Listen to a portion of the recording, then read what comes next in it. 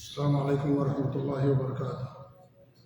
الحمدللہ رب العالمین، واشهد ان لا الہ الا اللہ وحدہ لا شریک لہ، واشهد ان محمدا عبدہ ورسولہ، صلوات اللہ وسلامہ علیہ وعلی آلہ وعلی اصحابہ ومن اہتدی بہدیہ واستنى بسنتہ الی یوم الدین، وبعد۔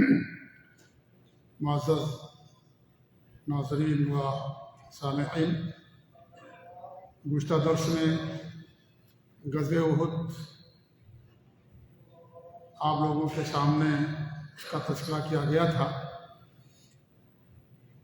غزوہ احد میں ہمارے لیے دروس کیا ہیں، احکام کیا ہیں، نصیحتیں اور عبرتیں کیا ہیں، آج کے درس میں اختصار کے ساتھ ان کو ہم بیان کرنے کی کوشش کریں گے، کیونکہ اصل یہی ہے کہ انسان اللہ کے رسول صلی اللہ علیہ وسلم کی سیرت سے اور آپ کے ساتھ پیش آنے والے واقعات سے انسان عبرت اور نصیحت حاصل کرے، اور جو احکام ہیں ان کے اندر ان احکام کو جاننے کی کوشش کرے۔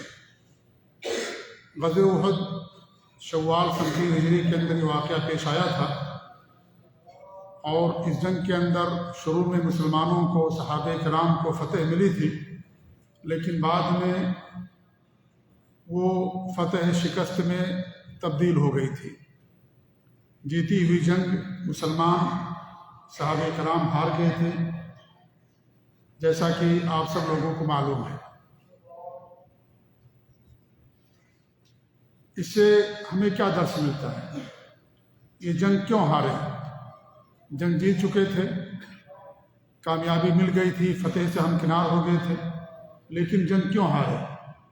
اس کا سبب بھی بتایا گیا تھا کہ آپ صلی اللہ علیہ وسلم کے ایک بات نہ ماننے کی وجہ سے، آپ کے ایک حکم کی نافرمانی کرنے کی وجہ سے جیتی ہوئی جنگ صحابہ کرام ہار گئے۔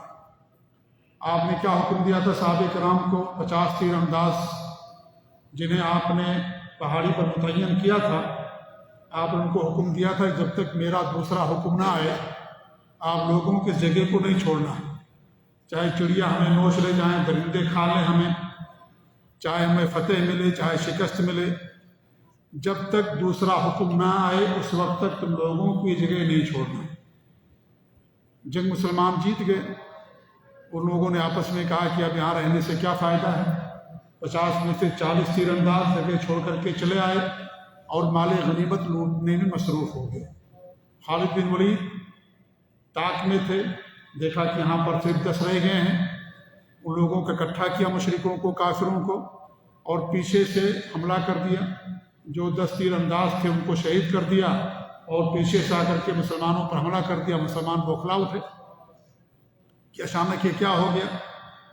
اچانک جب کوئی حملہ ہوتا ہے پیچھے سے تو اس سے بچنا بہت مشکل ہوتا ہے، سامنے سے اگر وار ہو تو انسان اپنا بچاؤ کر سکتا ہے۔ مسلمان بوکھلا گئے، اتنی بڑی بوکھلاہٹ ہو گئی کہ مسلمان سمجھ نہ سکے، اور بہت سارے صحابہ کو ایک مسلمانوں نے خود اپنے ہاتھوں سے قتل کر دیا، اتنی بوکھلاہٹ ہو گئی۔ حضرت حذیفہ بن یمان رضی اللہ تعالیٰ عنہ کے جو والد تھے ان کو قتل کر دیا گیا۔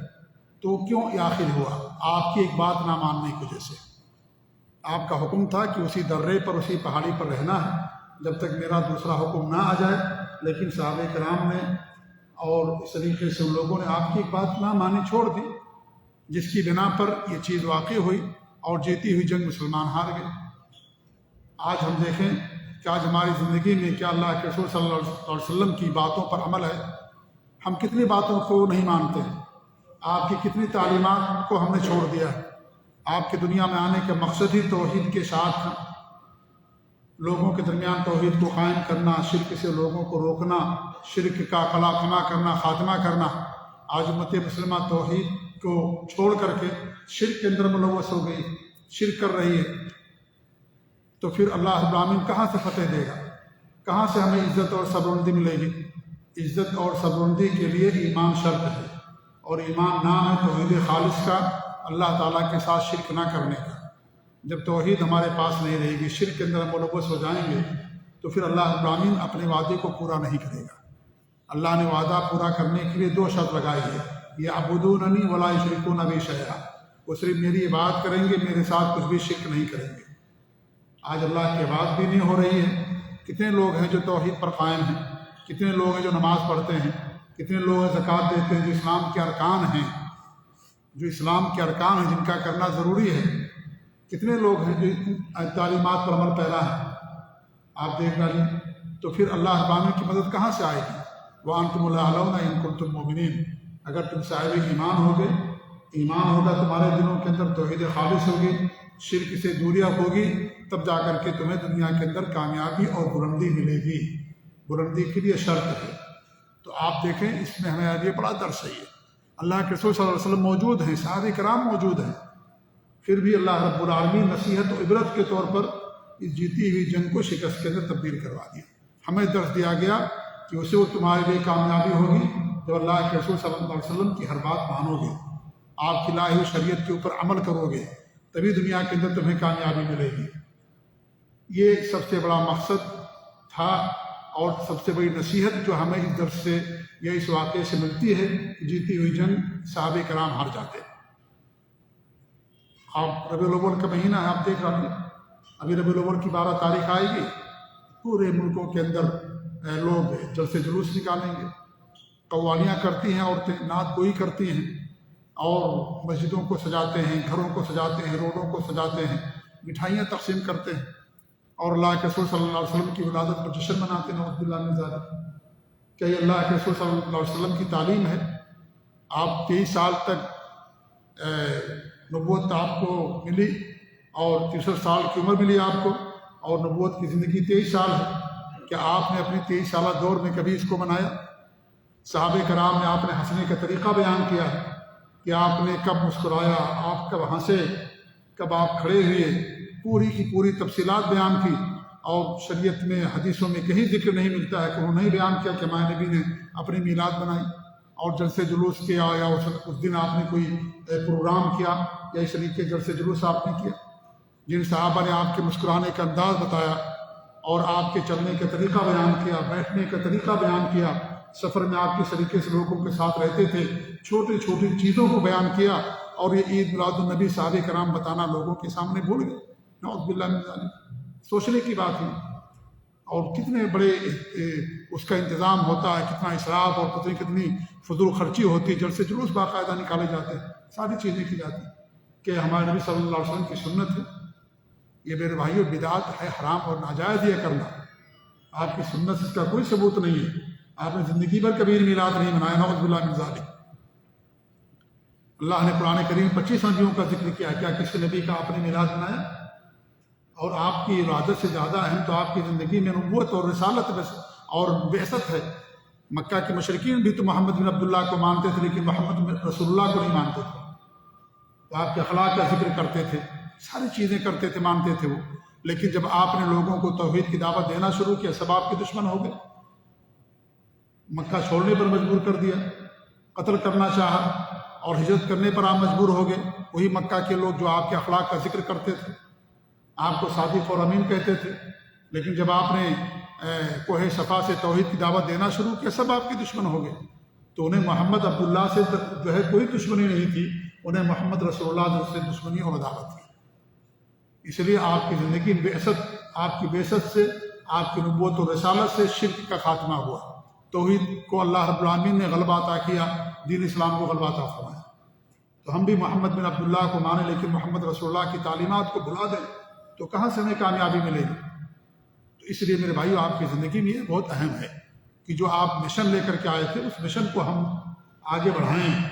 آپ کا مشن تھا توحید کو عام کرنا، شرک کا خاتمہ کرنا، شرک کا خاتمہ کرنا، اللہ کی بھیجی ہوئی شریعت اور دین کو دنیا کے اندر غالب کرنا، یہ آپ کا مقصد تھا۔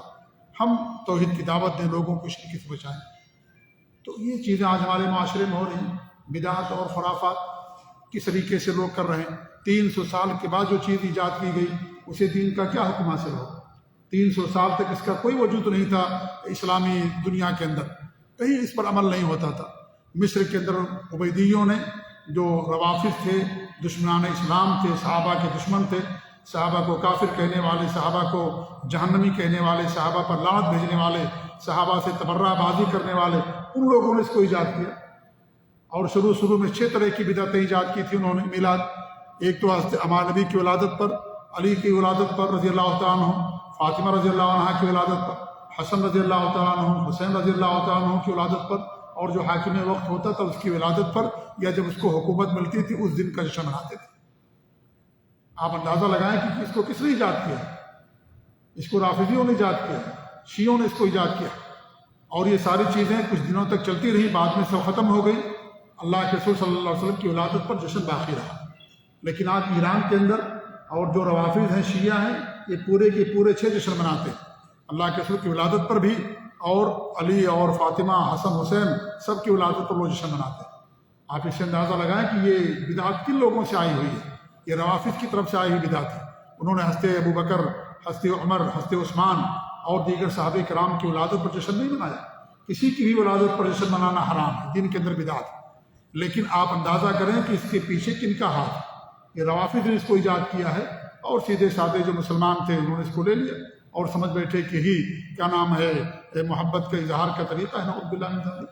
اگر یہی محبت کے اظہار کا طریقہ ہے تو صحابہ کرام، خلفائے راشدین، ائمہ کرام 3 صدیوں تک سارے مسلمان اس معیار پر پورے نہیں اتریں گے، کیونکہ کسی نے اس کو نہیں منایا۔ اسلام کو اللہ نے مکمل کر دیا۔ اسلام کے مکمل ہونے کے 300 سال کے بعد اگر کوئی چیز ایجاد کی جائے گی، اس کا دین اسلام کے اندر کیا حکم ہوگا؟ ظاہر بات وہ چیز ناجائز اور حرام ہوگی۔ اور افسوس کی بات تو یہ میرے بھائی کہ لوگ جو اس بدعت کو مناتے ہیں، یعنی اس قدر حیرانگی ہوتی ہے کہ اس قدر جھوٹ اور دجل اور مکر اور فریب اور اس قدر تلبیس کہ ابلیس بھی ان کے سامنے شرما جائے۔ قرآن کی آیتوں کا غلط معنی بیان کرتے ہیں، اللہ کے رسول صلی اللہ علیہ وسلم کی حدیثوں کا غلط معنی بیان کرتے ہیں، نعوذ باللہ۔ ابھی پرسوں میرے پاس ایک صاحب کی جو ہے وہ بھیجی، انہوں نے کہا کہ حیدرآباد میں ایک صاحب ہیں، وہ کہتے ہیں کہ صحیح مسلم کی حدیث ہے کہ اللہ کے رسول صلی اللہ علیہ وسلم نے اپنی میلاد منائی ہے، نعوذ باللہ من ذالک۔ صحیح مسلم کی روایت انہوں نے میرے پاس بھیجا۔ وہ کیا واقعہ ہے؟ وہ یہ ہے کہ اللہ کے رسول صلی اللہ علیہ وسلم پیر کے دن روزہ رکھتے تھے، پیر کے دن آپ روزہ رکھتے تھے، اور ہر پیر کو۔ تو آپ سے صحابہ کرام نے پوچھا تو آپ نے کہا کہ اس دن میری ولادت ہوئی اور اس دن اللہ رب العالمین مجھ کو نبی بنایا۔ آپ پیر کو روزہ رکھتے تھے، تو اس نے کیا کہا کہ روزہ رکھنے کی بجائے کیا ترجمہ کر دیا کہ اللہ کے رسول صلی اللہ علیہ وسلم پیر کو اپنا، یا اللہ کے رسول صلی اللہ علیہ وسلم نے اپنی میلاد منائی۔ روزہ رکھنے کا ترجمہ کرنے کی بجائے کیا کہا؟ میلاد منائی۔ نعوذ باللہ من ذالک۔ کتنا غلط ترجمہ آپ دیکھیے۔ پھر آگے کیا لکھا اس میں کہ آپ صلی اللہ علیہ وسلم نے بلال رضی اللہ تعالیٰ عنہ کو حکم دیا روزہ رکھنے کا۔ میں نے ان سے کہا کہ اللہ کے رسول صلی اللہ علیہ وسلم میلاد منا رہے ہیں اور بلال رضی اللہ تعالیٰ عنہ کو روزہ رکھنے کا حکم کیوں دے رہے ہیں؟ ان کو بھی میلاد منانے کا حکم دینا چاہیے نا، کہ میں میلاد منا رہا ہوں تم بھی میری میلاد مناؤ۔ آپ نے روزہ رکھنے کا حکم کیوں دیا بلال رضی اللہ تعالیٰ عنہ کو؟ اس کا مطلب یہ ہوا کہ اس نے ترجمہ غلط کیا، معنی غلط بیان کیا۔ آپ نے روزہ رکھا، روزہ رکھنے کا حکم دیا۔ پیر مہینے میں 4 مرتبہ آتا ہے، تاریخ سال میں 1 مرتبہ آئے گی۔ آپ سے محبت کا تقاضا روزہ رکھنا ہے کہ آپ روزہ رکھیے۔ اب نبی کی سنت پیر اور جمعرات کا روزہ رکھتے تھے آپ صلی اللہ علیہ وسلم۔ تو دیکھیے کس قدر غلط ترجمہ، کس قدر غلط معنی۔ صحیح مسلم کی صاف روایت کہ آپ صلی اللہ علیہ وسلم نے اس دن روزہ رکھا، تو روزہ رکھنے کے بجائے یہ کر دیا کہ آپ نے اپنی میلاد منائی۔ نعوذ باللہ من ذالک۔ یعنی انہی کے بارے میں کہا تو علامہ اقبال نے کہ لوگ ایسے ہیں جو خود نہیں بدلیں گے، قرآن کو بدل دیتے ہیں۔ اس طریقے کے مسلمان ہیں۔ قرآن کی آیتوں کا غلط معنی اللہ رب العالمین نے سورہ یونس کے اندر جو بیان کیا ہے، قل بفضل اللہ برحمتہ فبذلک فلیفرحوا وہو خیر مما یجمعون، یہ جو آیت کریمہ ہے کہ اللہ کا فضل، اللہ کی رحمت سے خوش ہو جاؤ، تو کہتے ہیں کہ اللہ کی رحمت، اللہ کا فضل، آپ کی ولادت، لہذا قرآن کی آیت سے معلوم ہوتا ہے کہ ہمیں اللہ کے رسول کی میلاد منانا چاہیے۔ قرآن کہتا ہے میلاد مناؤ۔ قرآن کی آیت کا یہ معنی اور مطلب بیان کرتے ہیں۔ نعوذ باللہ من ذالک۔ آپ سوچئے کس قدر غلط معنی بیان کیا جاتا ہے۔ بھئی یہ قرآن کس پر اللہ نے نازل کیا؟ یہ قرآن اللہ رب العالمین نے پہ نبی پر نازل کیا۔ سب سے زیادہ قرآن کا سمجھنے والے اللہ کے رسول صلی اللہ علیہ وسلم تھے۔ آپ کے بعد آپ کے صحابہ کرام تھے۔ کسی صحابی نے اس کا معنی نہیں سمجھا میلاد منانا، ہمارے نبی نہیں سمجھا، خلفائے راشدین نہیں سمجھا، اور آج 14 سال کے بعد ایک آدمی آتا ہے اور کہتا ہے قرآن کی آیت کا مطلب ہے اللہ کے رسول کی میلاد منانا۔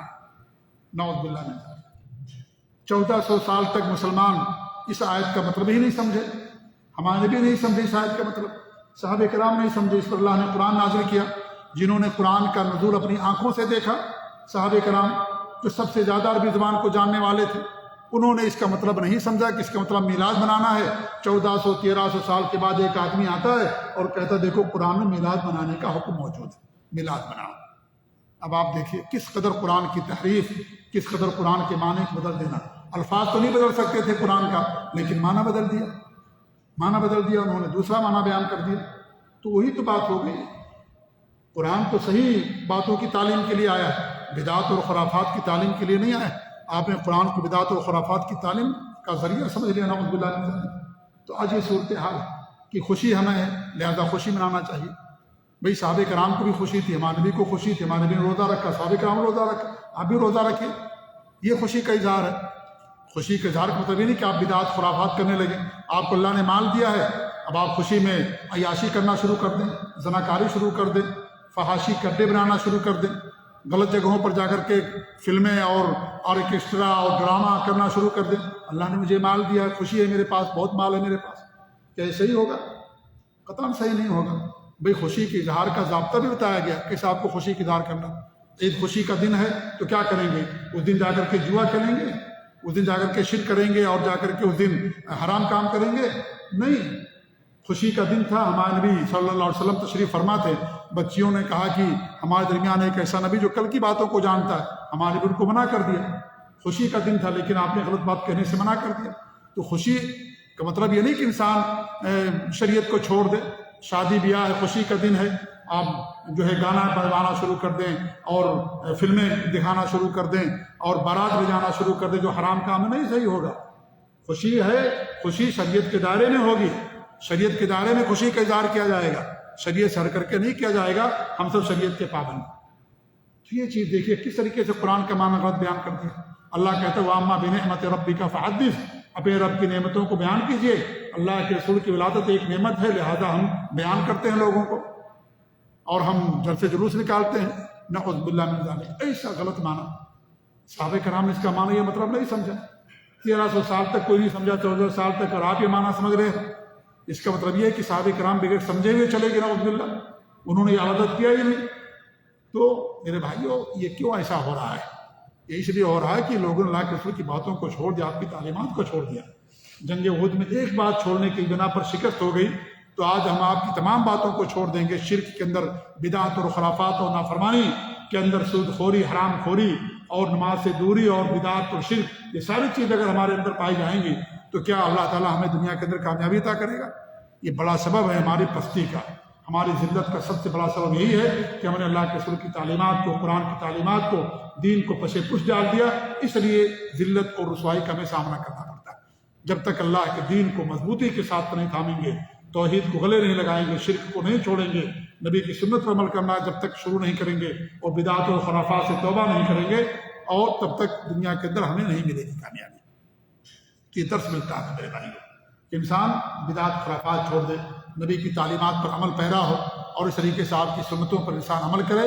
یہ ربیع الاول کا مہینہ دیکھیے ہمارے ملکوں کے اندر لوگ کس طریقے سے کرتے ہیں۔ ربیع الاول کی 12 تاریخ، یہ سب بدعات حرام اور ناجائز ہے۔ یہ کسی بھی طور پر اس کا کرنا ہمارے لیے جائز اور درست نہیں ہے۔ اس طریقے سے آپ دیکھیں ہمیں یہ بھی درس ملتا ہے کہ اللہ تعالیٰ کی حکمت ہے۔ اللہ رب العالمین کبھی دشمنوں کو غلبہ دیتا ہے، کبھی جو ہے اپنے ماننے والوں کو، مومنوں کو اللہ تعالیٰ غلبہ دیتا ہے۔ یہ اللہ تعالیٰ کی حکمت، اللہ آزماتا ہے لوگوں کو، اللہ رب العالمین لوگوں کو آزماتا ہے، اور جب آزمائش ہوتی تبھی سمجھ آتا ہے کہ سچا مومن کون ہے اور جھوٹا مومن یا دعوے دار کون ہے۔ یہ آزمائش اللہ رب العالمین کی کہ اللہ کے رسول پر ایمان لانے میں کون لوگ۔ اب آپ دیکھیے جب غزوہ احد ہوئی کا جو منافقین تھے ان کا ٹولہ نکل گیا، آزمائش ہوئی کہ نہیں ہوئی؟ اللہ نے جو ہے آزمائش کی اور سارے لوگ نکل گئے، 300 لوگوں کو لے کر نکل گیا جو منافقوں کا سردار تھا۔ تو اللہ تعالیٰ آزمائش کرتا ہے، آزمائش ہوتی ہے تب انسان سمجھ آتا ہے کہ سچا مومن نہیں ہے۔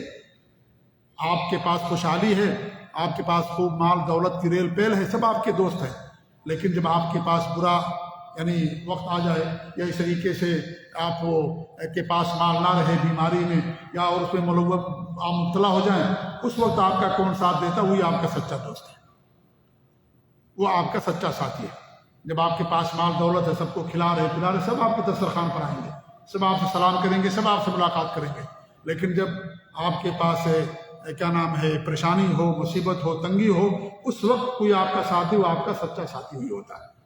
تو اللہ تعالیٰ آزماتا ہے کہ کون سچا مومن ہے کون سچا مومن نہیں ہے۔ اس لیے اللہ رب العالمین نے شکست دی آزمائش کے لیے۔ شادی ہوتی ہے، اولاد دینے والا اللہ رب العالمین ہے۔ 10 سال ہو گیا اولاد نہیں ہوئی، بھائی جو فلاں مزار پر جاؤ، فلاں پیر کے پاس جاؤ، یہ کر لو یہ کر لو، اولاد مل جائے گی، فلاں عورت نے ایسا کیا، فلاں خاندان نے ایسا کیا، ان کو مل گیا۔ بھی اللہ تعالیٰ آزماتا ہے۔ اللہ تعالیٰ کبھی نعمت دے کر کے آزماتا، کبھی نعمت چھین کر کے آزماتا، کبھی مال دے کر کے آزماتا، کبھی مال نہ دے کر کے آزماتا، کبھی اولاد دے کر کے اللہ آزماتا، کبھی اولاد نہ دے کر کے اللہ تعالیٰ آزماتا۔ خیر اور شر دونوں طریقے سے اللہ رب العالمین لوگوں کو آزماتا ہے۔ تو اللہ تعالیٰ کی آزمائش ہوتی ہے کہ کون توحید پر ہے کون نہیں ہے، کون سنت پر ہے کون نہیں ہے۔ یہ نہیں کہ شادی ہوئی اولاد نہیں ہوئی تو ہم غلط کام کر دیں، شرک کرنا شروع کر دیں، مزاروں پر جانا شروع کر دیں، پیر اور فقیروں اور ولیوں کے پاس اور درگاہوں کا چکر لگانا شروع کر دیں، نعوذ باللہ من ذالک۔ یہ اللہ تعالیٰ کی طرف سے آزمائش ہوتی ہے۔ اللہ رب العالمین نے آزمایا، تو یہ بھی ایک حکمت تھی کہ جیتی ہوئی جنگ ہار گئے لوگ، کیونکہ اللہ رب العالمین کی آزمائش تھی کہ کون ثابت قدم رہتا ہے اور کون ثابت قدم نہیں رہتا ہے۔ اس طریقے سے افواہ کے بڑے نقصانات ہیں میرے بھائیو۔ اس جنگ کے اندر بھی افواہ پھیلائی گئی۔ کیا افواہ تھی؟ کہ ہمارے نبی کو قتل کر دیا گیا، یہ افواہ کافروں نے پھیلائی۔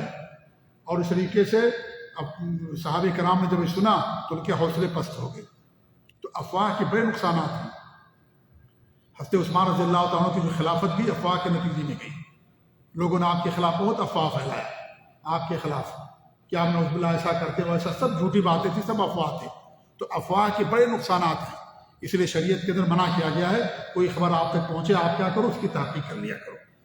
ابھی سعودی عرب میں سمجھتا ہوں دنیا کے اندر یہ واحد ملک ہے کہ جس کے خلاف سب سے زیادہ پروپیگنڈا اور افواہ پھیلائی جاتی ہے۔ سب سے زیادہ افواہ پروپیگنڈا سعودی عرب کے خلاف کیا جاتا ہے۔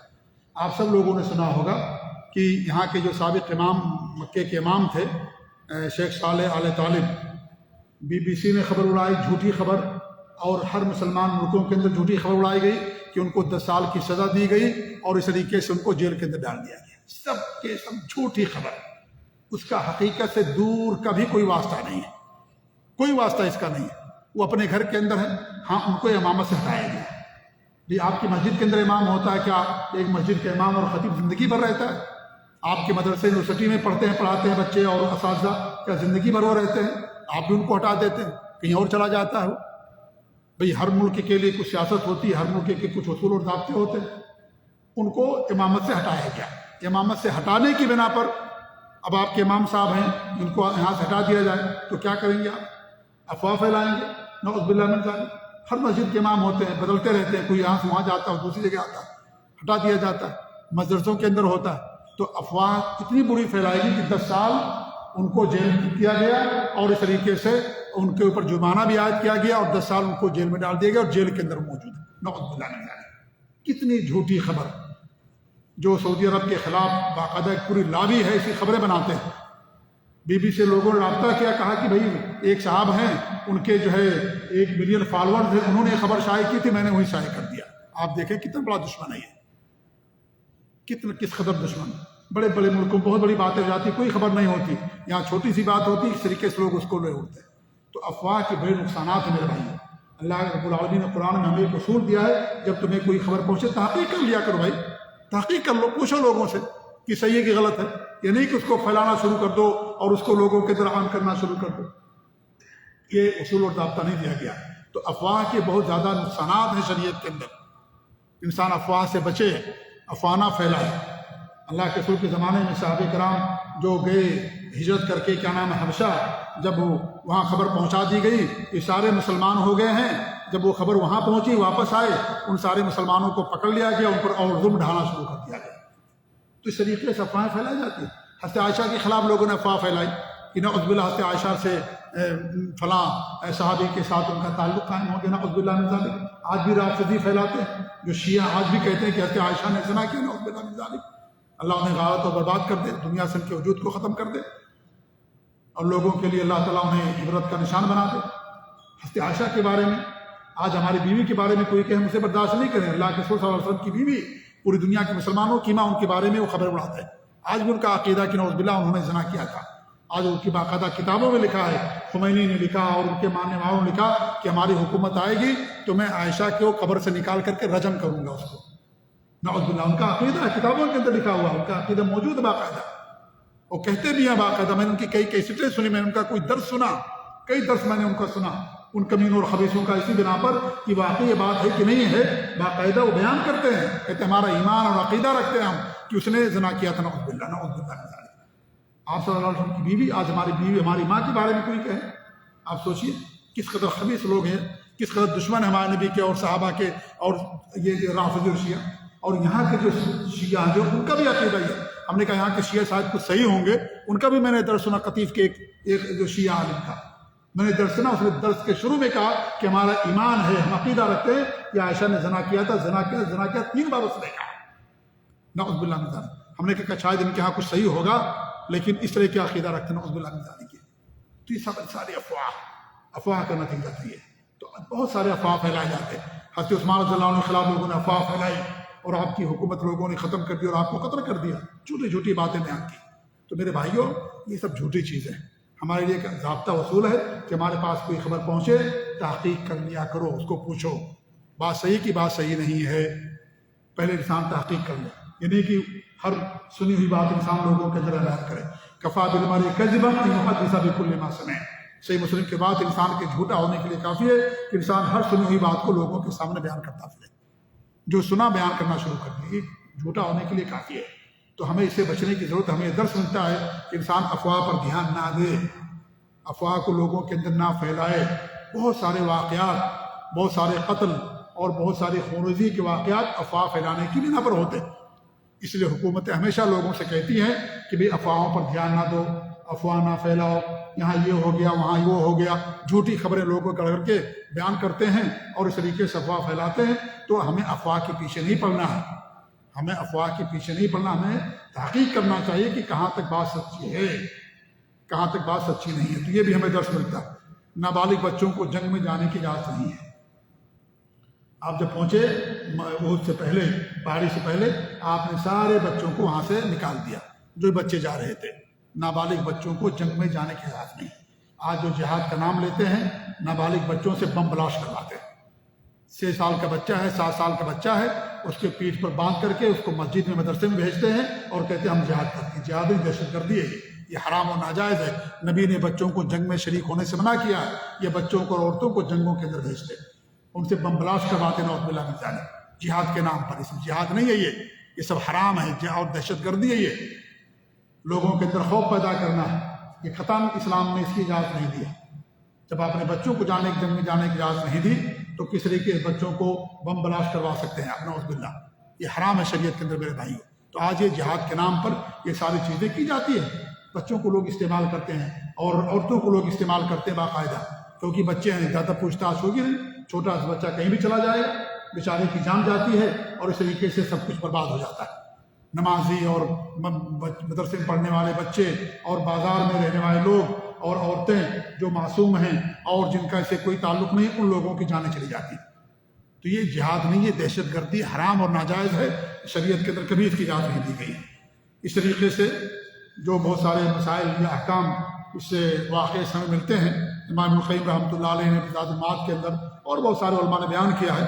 انہیں میں سے یہ ہے کہ شہید جو ہوتا ہے، جو اللہ کی راہ میں شہید ہوتا ہے، دین کی سربلندی جس کا مقصد ہوتا ہے، اس کے جنازے کی نماز پڑھی جائے گی کہ نہیں پڑھی جائے گی؟ آپ نے پڑھا بھی ہے اور آپ نے بہت سارے شہیدوں پر جنازے کی نماز بھی نہیں پڑھی ہے اور بہت سارے لوگوں پر آپ نے پڑھا ہے ہمارے نبی صلی اللہ علیہ وسلم نے۔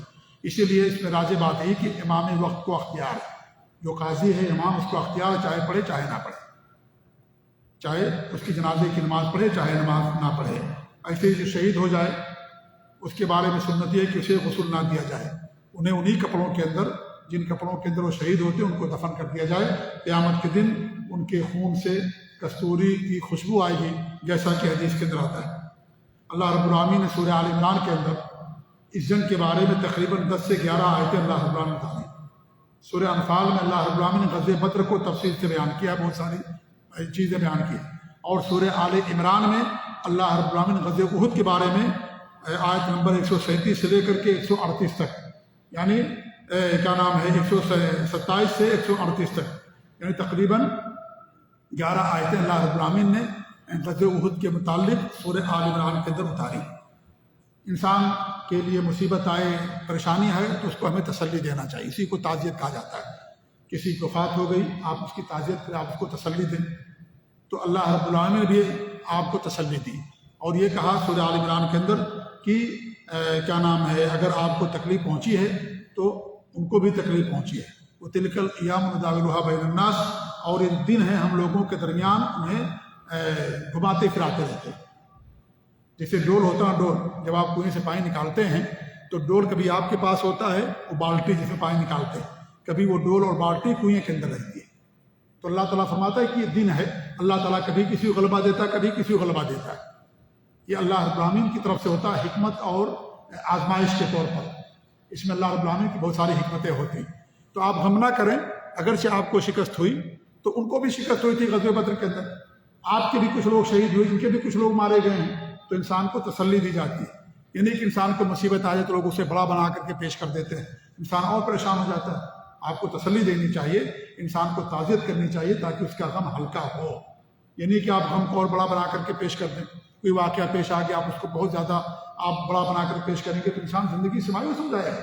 اسے تسلی دینی چاہیے، جب انسان کو مصیبت آئے، تکلیف ہو، پریشانی ہو، انسان تسلی دے تاکہ اس کے جذبات صحیح ہوں، اس کو ڈھارس بدے اور اس کو تسلی ملے۔ جیسے اللہ رب العالمین نے آپ کو تسلی دی کہ کوئی بات نہیں، ہوتا رہتا جنگ کے اندر۔ جی ہاں، اور اگر آپ کو تکلیف پہنچی تو ان کو بھی تکلیف پہنچی ہے۔ تلک الایام نداولها بین الناس، یہ اللہ تعالیٰ کی حکمتیں ہیں۔ اللہ تعالیٰ کبھی غلبہ دیتا ہے، کبھی اللہ رب العالمین شکست دیتا ہے۔ اس طریقے سے یہ بھی علماء نے بیان کیا ہے کہ اگر کوئی مسلمان جنگ کے اندر قتل ہو جائے مسلمان کے ہاتھ سے تو بیت المال سے اس کی دیت دی جائے گی، کیونکہ جان بوجھ کر کے نہیں قتل کیا، انجانے میں قتل ہوا، تو بیت المال سے جو ہے اس کو دیت دی جائے گی۔ اس طریقے سے اس واقعے کو بنیاد بنا کر کے ہمارے ہاں لوگ کیا کرتے پتہ ہے، حلوہ کھاتے ہیں۔ کب کھاتے ہیں؟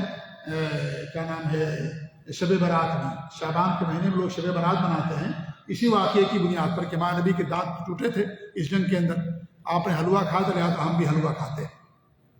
واقعہ کب پیش آیا؟ شوال کے مہینے۔ حلوہ کب کھاتے ہیں؟ شعبان کے مہینے میں۔ شعبان یعنی 2 مہینہ پہلے حلوہ کھاتے ہیں، اور واقعہ کب پیش آیا؟ شوال کے مہینے میں۔ یہ واقعہ پیش ہے، اور حلوہ 2 مہینہ پہلے کھاتے ہیں۔ بھئی حلوہ یا کوئی دوا تھوڑی ہے کہ آپ نے حلوہ کھایا تو ٹھیک ہو گیا، اور کئی دن تک آپ نے حلوہ کھایا ہوگا، ہے کہ نہیں؟ اگر کھایا بھی ہوگا آپ نے حلوہ تو کئی دن کھایا ہوگا۔ ہم ایک ہی دن کو کھاتے ہیں شب برات میں، باقی دنوں کو نہیں کھاتے ہیں۔ تو یہ سب لوگوں نے دیکھے سنت جو ہے چھوڑ دیا لوگوں نے، اور دانت تو نہیں توڑواتے ہیں، بعد دانت توڑوائے بغیر لوگ حلوہ کھاتے ہیں۔ ہمارے نبی کے دانت توڑے گئے تب آپ نے حلوہ کھایا تھا، آپ کے دانت صحیح سالم ہے، تندرست ہے، سب کچھ ہے، آپ حلوہ کھا رہے ہیں۔ یہ آپ حلوہ کھائے کوئی نہیں منع کرتا ہے، لیکن نبی کی سنت کے نام پر کھانا یہ چیز غلط ہو جاتی ہے۔ آپ حلوہ کبھی بھی کھائیے، لیکن ایک دن خاص کر دیں کہ نبی کی سنت حلوہ کھانا، وہ نبی کی سنت بھول جائیں، دانت توڑوانے والی سنت اور حلوہ کھانے والی سنت ضرور یاد رکھیں ہیں۔ تو یہ نبی کی سنتوں سے محبت کی دلیل نہیں ہے۔ تو لوگ اسی واقعے کی بنیاد پر شب برات کے اندر حلوہ کھاتے ہیں۔ ایک اور واقعہ بہت مشہور ہے جو بیان کرتے ہیں جنگ کے تعلق سے، امیر حمزہ رضی اللہ تعالیٰ عنہ کے تعلق سے، کہ ہند نے ان کا کلیجہ چبایا، اور اس طریقے سے ان کو ان کی جو کیا نام ہے گوشت کو دھاگے کے اندر یا رسی کے اندر پرو کر کے گلے کے اندر لٹکایا۔ یہ سب واقعہ صحیح نہیں ہے۔ ہند نے بعد میں اسلام قبول کر لیا تھا، اور جس نے حضرت امیر حمزہ کو شہید کیا تھا، جو وحشی تھا نام تھا اس کا، جو ہے غلام تھا اور حبشہ کا رہنے والا تھا، وہ بھی اسلام قبول کر لیا تھا بعد میں، وہ بھی اسلام قبول کر لیا تھا۔ لیکن یہ واقعہ پیش نہیں آیا کہ ہند نے حضرت امیر حمزہ کے گلے کو چبایا یا ان کے جو ہے کلیجے کو چبایا اور ان کے دل کو کھایا۔ یہ واقعہ لوگ بیان کرتے ہیں لیکن صحیح نہیں ہے۔ بہت سارے واقعات لوگ بیان کرتے رہتے ہیں لیکن حقیقت میں واقعہ صحیح نہیں ہوتا، لوگوں نے یوں ہی مشہور کر دیا ہوتا۔ تو انہیں میں سے یہ بھی ایک واقعہ کہ واقعہ صحیح جو ہے ثابت نہیں ہے۔ ہاں، امیر حمزہ کو قتل کیا گیا، یہ ضرور ثابت ہے، ہمارے نبی ان کو شہید الشہداء قرار دیا۔ تمام شہیدوں کے سردار کون ہیں؟ حضرت امیر حمزہ رضی اللہ تعالیٰ عنہ، ان کو شہید کیا گیا، یہ بات ثابت ہے، لیکن ان کے کلیجوں کو نہیں چبایا گیا، اور نہ یہ انسان کلیجہ چباتا ہے، یہ انسان یعنی کچا گوشت تو نہیں کھاتا۔